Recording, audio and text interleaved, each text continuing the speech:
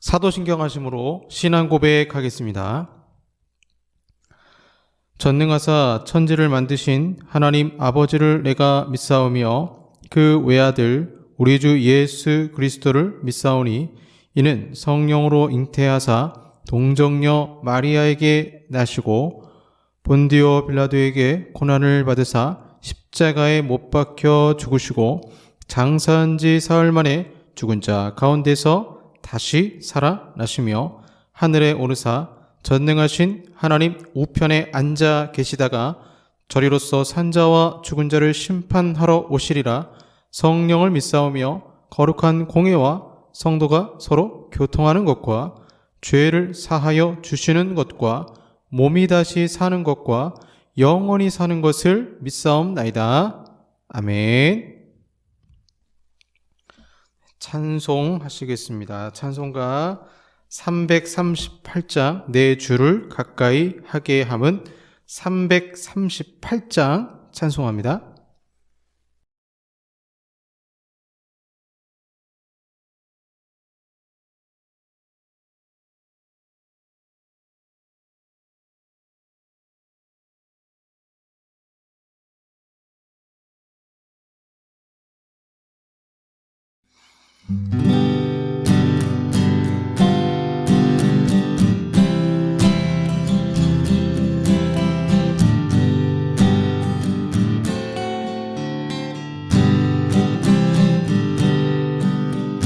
내 주를 가까이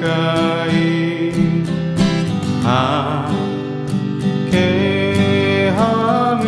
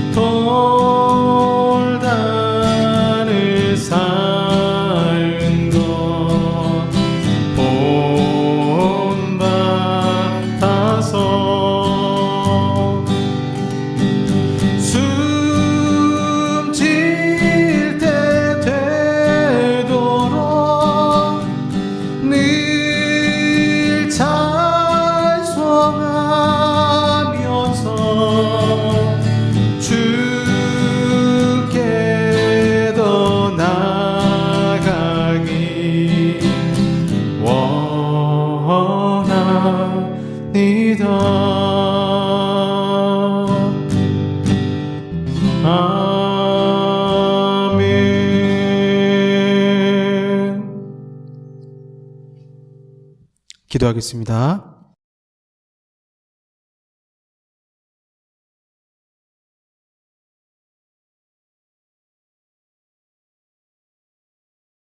하나님 아버지 감사합니다.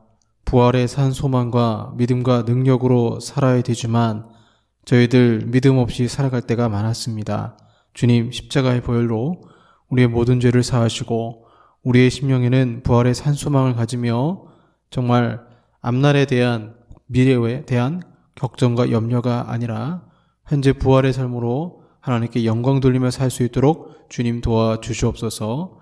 풍전등화 같은 대한민국의 상황을 주여 아시오니 이 대한민국을 주님께서 붙들어 주시고 열강으로부터 주님 보호하시고 이스라엘 백성이 많은 열강들 가운데 하나님만 의지하라고 그렇게 선지자를 통해 말씀하신 것처럼 우리가 정말 하나님을 더욱 의지하고 지혜롭게 이 열강들의 많은 그런 협상과 또 외교적인 그런 상황 속에서 지혜롭게 그 모든 것들을 잘 감당할 수 있도록 주님 함께하여 주시옵소서. 하나님, 한국교회가 이 세상의 온전한 등불이 되기를 원합니다. 저희 또 은혜동산교회가 이 지역에 또한 빛과 소금 역할을 잘 감당하여서 많은 영혼을 구원하기를 원합니다. 한 사람을 진짜 예수의 제자로 만들기를 원합니다. 우리 힘으로 안 되오니 오직 성령의 능력과 충만함으로 함께 하셔서 주의 능력으로 이 모든 일을 능히 감당케 하여 주시옵소서. 오늘도 주님 앞에 온전한 예배 드리며 하나님께 영광 돌리기를 주여 원합니다. 예배를 드리는 모든 자들 마음마다 성령 하나님께서 임재하여 주시고 주의 거룩하신 은혜가 예배 가운데 함께 임하여 주시옵소서. 이 모든 말씀 우리 주 예수 그리스도의 이름으로 기도하옵나이다. 아멘. 네, 성경 말씀 고린도전서 3장 6절에서 15절까지 말씀입니다. 성경 말씀 고린도전서 3장 6절에서 15절까지 말씀, 제가 가진 성경 신약 266쪽이 되겠습니다. 고린도전서 3장 6절에서 15절까지 말씀 봉독하겠습니다. 나는 심었고 아볼로는 물을 주었으되 오직 하나님께서 자라나게 하셨나니 그런즉 심는 이나 물 주는 이는 아무것도 아니로되 오직 자라게 하시는 이는 하나님뿐이니라. 심는 이와 물 주는 이는 한 가지이나 각각 자기의 일한 대로 자기의 상을 받으리라. 우리는 하나님의 동역자들이요 너희는 하나님의 밭이요 하나님의 집이니라. 내게 주신 하나님의 은혜를 따라 내가 지혜로운 건축자와 같이 터를 닦아 두매 다른 이가 그 위에 세우나 그러나 각각 어떻게 그 위에 세울까를 조심할지니라. 이 닦아둔 것 외에 능히 다른 터를 닦아둘 자가 없으니 이는 이 터는 곧 예수 그리스도라. 만일 누구든지 금이나 은이나 보석이나 나무나 풀이나 짚으로 이 터 위에 세우면 각 사람의 공적이 나타날 터인데 그 날이 공적을 밝히리니 이는 불로 나타내고 그 불이 각 사람의 공적이 어떠한 것을 시험할 것임이라. 만일 누구든지 그 위에 세운 공적이 그대로 있으면 상을 받고 누구든지 그 공적이 불타면 해를 받으리니 그러나 자신은 구원을 받되 불 가운데서 받은 것 같으리라. 아멘. 네, 오늘은 강화되는 믿음이란 제목으로 믿음 시리즈 세 번째 살펴보겠습니다. 감리교 설립자인 존 웨슬리 목사님이 있죠. 그분은 자신의 회심이 성직자가 된 이후에 이루어졌다라고 증언했습니다. 보통은 그렇지 않죠. 보통 목사가 된다고 하면 기본적으로 예수님을 믿고 그 다음에 회심, 하나님께 한번 영원히 돌이키는 거잖아요. 하나님께 돌이키고 그 영혼이 부르심을 받아 안수를 받는다라고 생각을 하죠. 그런데 어떤 경우는 목사님이 됐음에도 불구하고 아직 회심하지 않는 경우도 있어요. 아주 드문 경우긴 하지만 근데 그런 분들이 또 사역을 잘 해요. 못하는 게 아니고 잘 하는데 뒤늦게 또 완전한 회심으로 가는 경우가 있습니다. 제가 신학교 다닐 때 꼭 맨 뒷자리에서 수업을 듣는 학생이 있었어요. 아버지가 목사님이었고 전형적인 목사 아들이었죠. 그 일반 대학교에 수능을 잘 못 봐서 갈 데가 없으니까 신학교를 온 거죠. 그리고는 맨 뒷자리에서 노트북 켜놓고 게임만 하는 겁니다. 제가 참 그 친구를 보면서 무슨 생각이 들었냐면, 저런 친구가 혹시 목사 한 수 받고 나중에 교회 세습해서 가르치면 참 안타깝다. 그 교회가 안타깝다. 물론 그분이 목사님이 됐는지 안 됐는지 제가 모르겠지만 저는 그때 그랬어요. 전 사역하면서 공부하는 게 사실 신학교에서 쉽지는 않았습니다. 그 성서 고고학을 들었던 기억이 있는데 정말 어려워요. 이 성서 고고학 중에서도 이제 그 원문 비평이라고 해서 그 원문을 이제 사본학이라고 하죠. 사본학을 수요일 날 제가 수업을 들었었는데 이제 수요일 날 교회 가서 저녁 예배 드리고 그러면 이제 집에 와서 밤새 공부합니다. 왜 그러냐면 수업을 따라가려면 공부를 안 할 수가 없어요. 뭐 리포터도 있고 또 사본하기 얼마나 어렵겠습니까? 밤새 또 공부하는 것도 영어 원문이었어요. 그러니 뭐 밤새 해석하면서 숙제하고 그럼 그 다음날 정말 밤을 새고 잠 한숨 안 자고 목요일 수업을 했습니다. 이제 그런 상황에서 저 맨 뒷자리에서 노트북 게임하는 친구를 보니까 한심하더라고요. 저렇게 공부해서 목사가 되면 안 되는데 라는 생각이 든 적이 있었습니다. 열심히 뭐 그런 경우도 있겠지만 열심히 공부도 하고 신앙생활도 나름이 열심히 하고 그런데 자아가 아직 죽지 않았어요. 자기 열심과 자기 열정으로 모세처럼 하다가 그러다가 뒤늦게 이제 교회도 막 부흥합니다. 그런데 목사님이 뒤늦게 회심하는 경우도 있죠. 이 후자가 바로 웨슬리의 경우입니다. 그는 런던의 올데스케이트에서 열린 집회에서 로마서를 본문으로 한 설교를 들었습니다. 전에도 수없이 들었던 성경 말씀이었지만 그날따라 그 말씀을 듣는 순간 갑자기 마음이 이상하게 뜨거워지는 것을 느꼈습니다. 그는 이 신앙 체험을 자신의 회심으로 간주했습니다. 어거스틴도 이와 비슷했죠. 방탕한 삶을 일삼던 그는 어느 날 정원에서 놀이를 하는 아이들의 소리와 함께 톨레에게 집어들어 읽어라 소리를 듣고는 성경을 펼쳤습니다. 그의 눈길이 고정된 것은 로마서 13장 13절과 14절 말씀이었습니다. 낮에와 같이 단정히 행하고 방탕하거나 술 취하지 말며 음란하거나 호색하지 말며 다투거나 시기하지 말고 오직 주 예수 그리스도로 옷 입고 정욕을 위하여 육신의 일을 도모하지 말라. 젊은 시절 망나니처럼 살았던 어거스틴의 입장에서는 굉장히 마음을 찌르는 말씀이었습니다. 연극에 빠져 지냈고 이성에 집착했고 세상 쾌락을 너무나도 사랑했던 사람이죠. 생애 5만 번 기도응답 받았다고 하는 뮬러 목사님도 예수님 믿기 전에 카드 도박에 빠져 지냈습니다. 어떻게 이런 사람들이 기독교의 위대한 목회자 또는 신학자로 하나님이 사용을 하실 수 있었을까요? 바로 회심, 돌이켰기 때문입니다. 성경을 읽다가 또 설교를 듣다가 성령의 감화감동으로 진심으로 한 번이죠. 회심, 회개하고는 말씀을 듣고 회개하고는 새로운 삶을 살았다는 거예요. 어떤 목사님의 간증을 제가 들은 적이 있는데 이분은 특이해요. 전도서 11장 3절 말씀을 듣고 회심했다라고 합니다. 그 내용이 이렇습니다. 구름에 비가 가득하면 땅에 쏟아지며 나무가 나무로나 북으로나 쓰러지면 그 쓰러진 곳에 그냥 있으리라. 이 말씀을 읽는데 상상이 되는 것입니다. 숲에 나무가 죽어 땅에 쓰러진 형상, 곧 더는 열매를 맺지도 못하고 아무짝에도 쓸모없는 상태가 되어 나무가 썩어가는 모습이 꼭 자신의 모습을 닮은 것 같았다고 합니다. 그래서 주님께 돌이키고 회심했다라는 거예요. 이처럼 도마의 믿음으로 시작해서 오늘은 이 회심한 이후에 믿음이 성장하는 부분, 강화되는 믿음에 대해서 말씀을 드리도록 하겠습니다.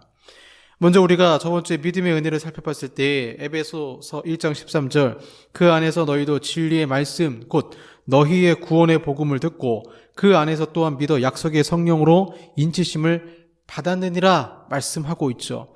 믿음은 들음에서 나고 하나님의 선물이라는 것을 살펴봤습니다. 그래서 웨스트민스터 신앙고백 14장 1부에서 믿음의 은혜, 곧 선택받은 자들이 믿어 영혼의 구원에 이르게 하는 은혜는 그들 마음속에 나타나는 그리스도의 영의 사역이다.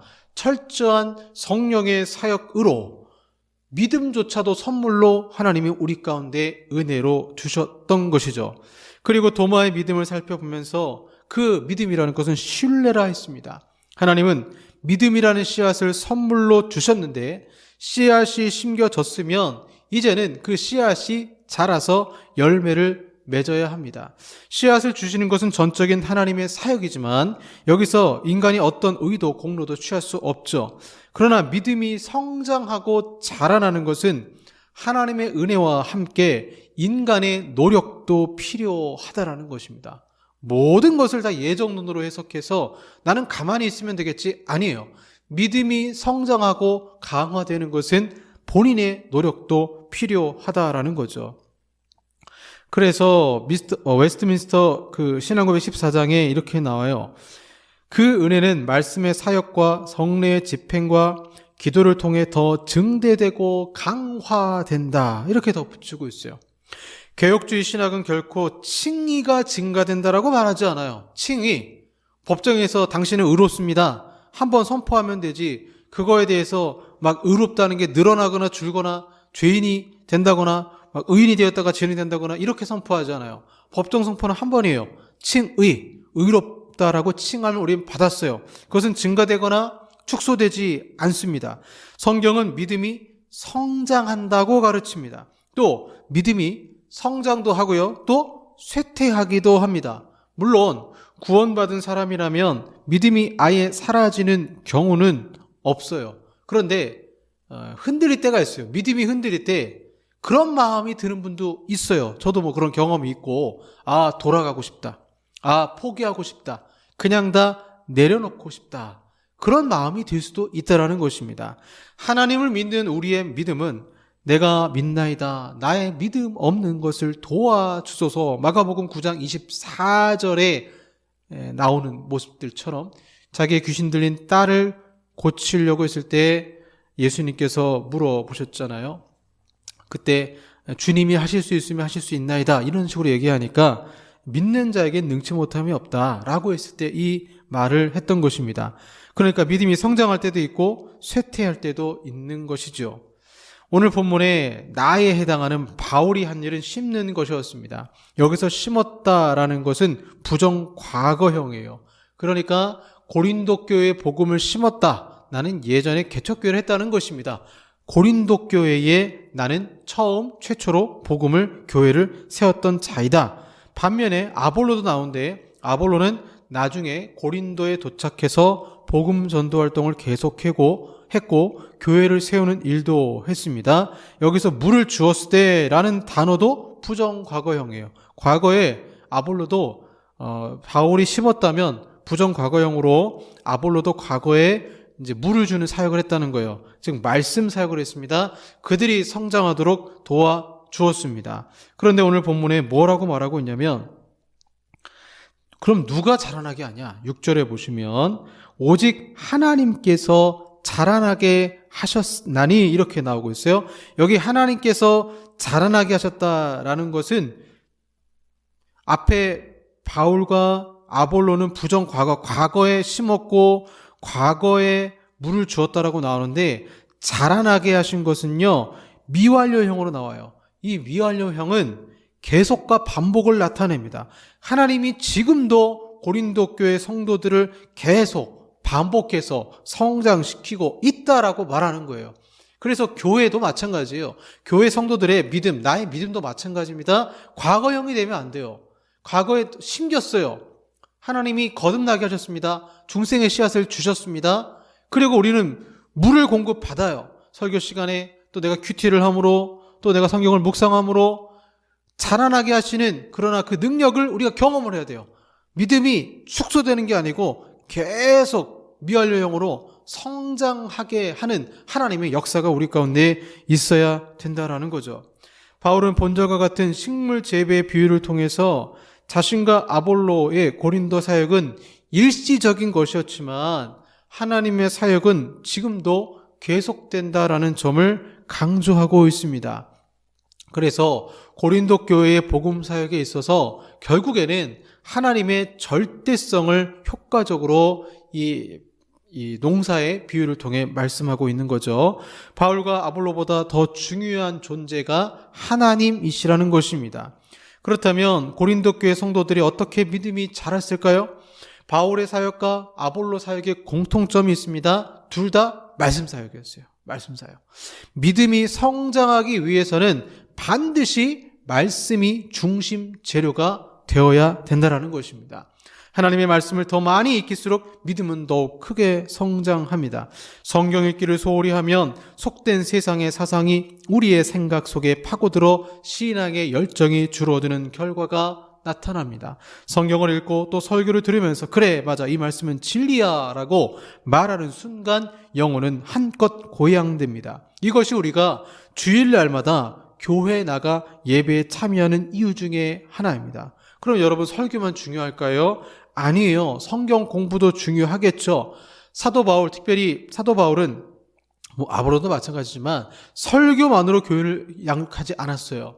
바울은 에베소 교회를 세울 때 1년 동안 제자 양육을 했습니다. 두란노서원을 만들어서 아주 집중적으로 성경 공부를 했습니다. 단순히 말씀을 듣는 수준이 아니라 성경을 같이 연구한 것입니다. 이렇게 해야 믿음이 성장하지 그냥 유명한 목사님 설교 말씀만 듣는다고 믿음이 성장하진 않아요. 자꾸 요즘 교회들이 성경을 중심 재료가 아니라 부재료로 사용하려고 합니다. 멋있는 상담학, 심리학으로 교회를 가르치려고 합니다. 안 돼요. 오직 하나님의 말씀으로만 믿음이 성장하는 것입니다. 그래서 여러분 믿음의 성장을 위해서 설교를 들으시고 또한 성경 공부도 해보시고 큐티도 해보시고 인생의 어두운 밤을 만났을 때 성경을 읽으시길 바랍니다. 그러면 내가 처한 환경과 지금 있는 성경이 상호작용을 하면서 내 믿음은 조금씩 성령의 은혜로 성장해 가는 것이죠. 바울과 아볼로의 역할이 그런 것이었습니다. 바울이 개척하고 아볼로가 말씀으로 양육하는 과정을 가졌던 것입니다. 이들의 목표는 뭐냐? 기초공사였어요. 기초공사. 구원의 확신, 기초공사를 하면 이들의 역할은 끝나요. 그리고 잘하게 하시는 분은 하나님이세요. 그런데 여기서 성도의 역할이 있습니다. 오늘 본문에 보시면 9절에 우리는 하나님의 동역자들이요 너희는 하나님의 밭이요 하나님의 집, 마지막에 이제 하나님의 집이라고 말하고 있습니다. 이 하나님의 집이라는 부분에서 사도 바울이 세운 터는 뭐라고 말하고 있냐면 우리가 건축물을 이제 건축할 때 기초가 되게 중요하잖아요. 그 기초가 바로 예수 그리스도다. 성도는 집이고 그 집의 기초는 예수 그리스도다라고 말하고 있습니다. 그런데 12절 보세요. 만일 누구든지 은이나 금이나 은이나 보석이나 나무나 풀이나 짚으로 이 터 위에 세우면 이렇게 나와요.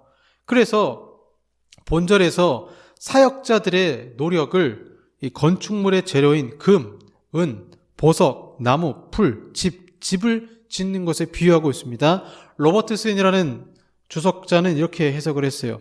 은이나 금이나 보석은 영존할 수 있는 세 가지 물질을 말하고 나무나 풀이나 짚은 쉽게 사라져버릴 일시적인 세 가지 물질을 가리킨다는 것입니다.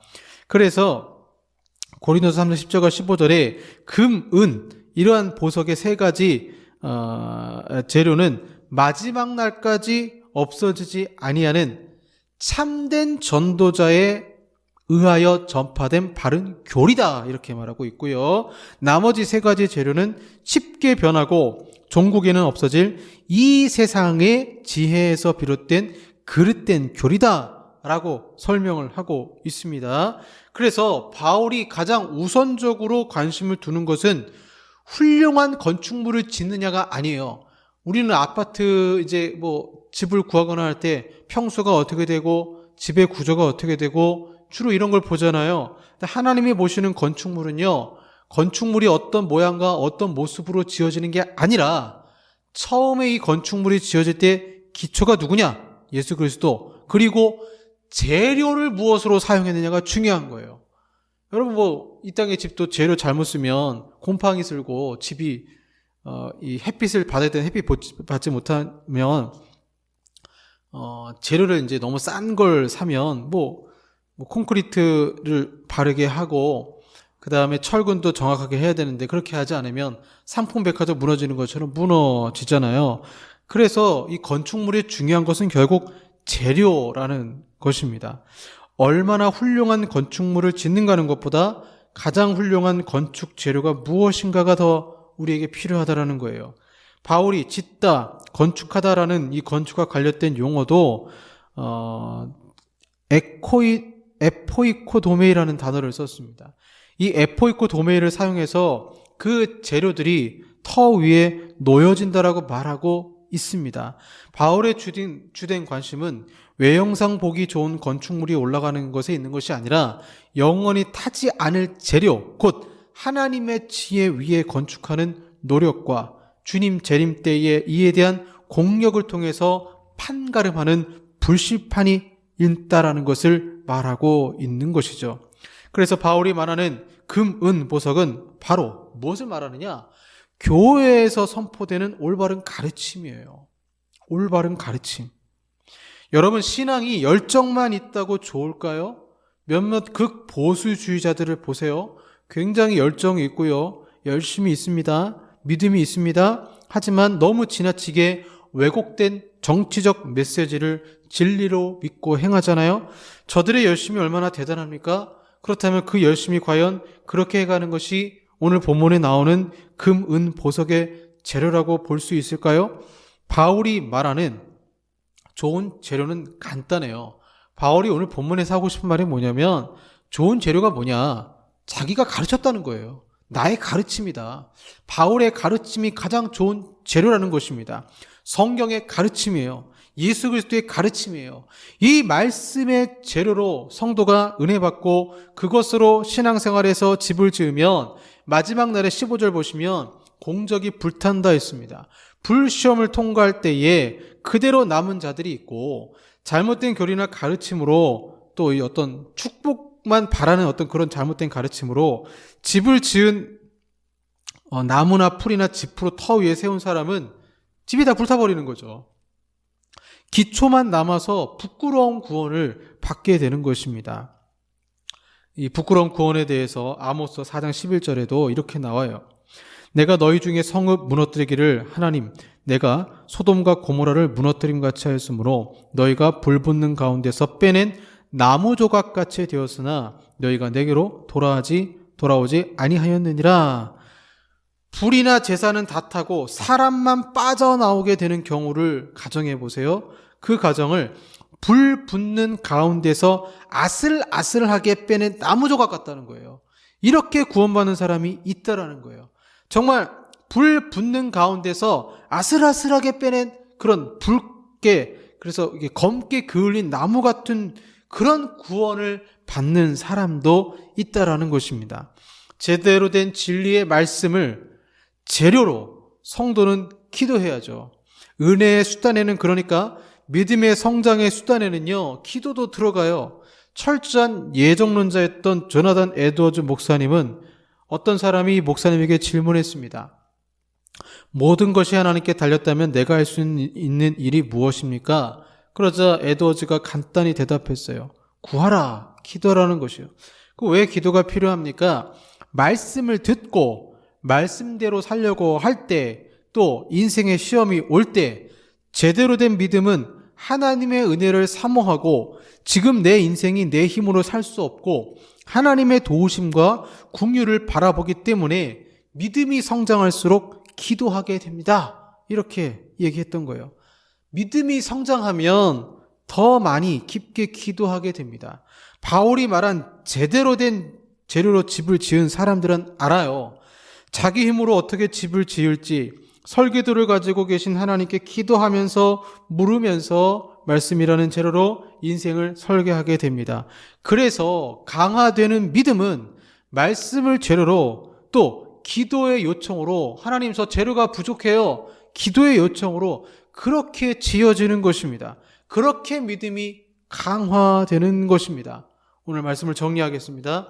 결국 나의 믿음이 강화되려면 우리가 흔히 일타 강사라고 하잖아요. 어설픈 사람 만나지 마세요. 학생들이 예습 복습해서 수능 만점을 받고 전교 1등을 하기도 해요. 그런데 요즘은 그걸 학생들이 뭐라고 말하냐면 그런 친구는 예외라는 거예요. 요즘은 그렇게 할 수가 없대요. 학원 가서 공부하면 시간이 많이 절약됩니다. 그런데 대한민국의 교육은 학원 가서 공부해야, 즉 돈을 많이 들여야 좋은 대학교 간다는 거예요. 혼자 독학하기 너무 어려운 시대에 우리가 살고 있습니다. 요즘은 초등생도 학원 다니지 않으면 못 따라가잖아요. 평범한 학생들은 결국엔 뭐가 중요하냐? 어떤 강사를 만나느냐가 중요합니다. 신앙생활도 마찬가지입니다. 어떤 목사님을 만나고 어떤 설교를 듣고 어떤 신앙을 배우느냐가 그래서 중요한 거예요. 좋은 재료를 제공하는 설교를 들으세요. 좋은 재료를. 그걸 정말 정성을 다해서 말씀을 전하시는 목사님들의 설교를 들으세요. 세상 잡소리가 아니라 진리의 말씀을 가르치는 교회에서 제대로 들어야 합니다.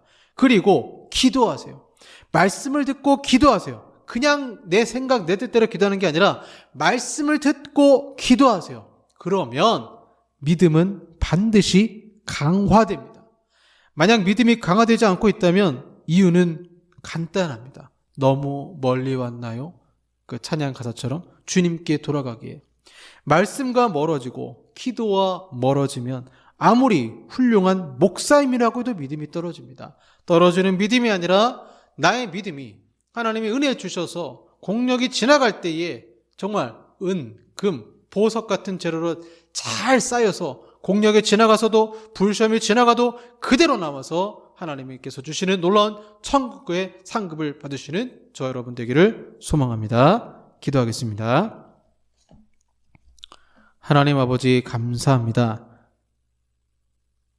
축소되거나 약해지는 믿음이 아니라 점점 강화되는 믿음으로 하나님께 영광 돌리는 저희들이 되게 하여 주시옵소서. 예수님 이름으로 기도합니다. 아멘. 온전한 믿음은 예수 닮기를 소망하는 것이겠죠. 찬송가 452장 내 모든 소원 기도의 제목 찬양하겠습니다.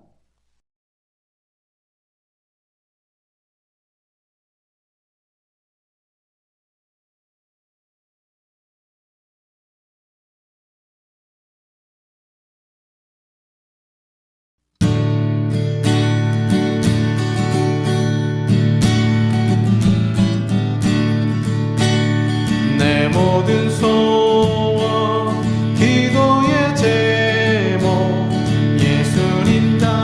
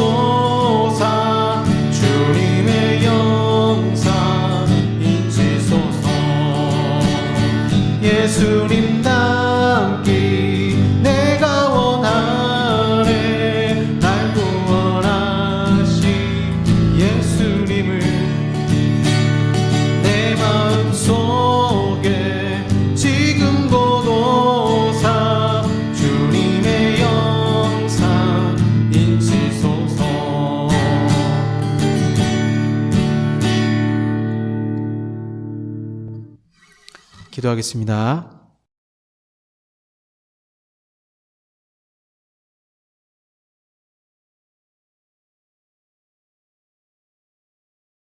사랑의 아버지 하나님 감사합니다. 우리가 믿음의 강화로 하나님께 영광 돌리기를 원합니다. 이 시간 주 앞에 또한 우리의 마음을 드리고 소원을 드리고 또 주님이 우리의 삶에 공급하신 그 은혜에 감사하여 감사의 예물을 드리고 또 여러 가지 주님이 기뻐하시는 예물을 드릴 때에 하나님께서 함께 하시고 한 주간 우리가 믿음이 더 강화되어서 영광 돌리며 살아갈 수 있도록 주님 우리 힘으로 안 되오니 주의 도우심을 경험하는 한 주가 되게 하여 주시옵소서.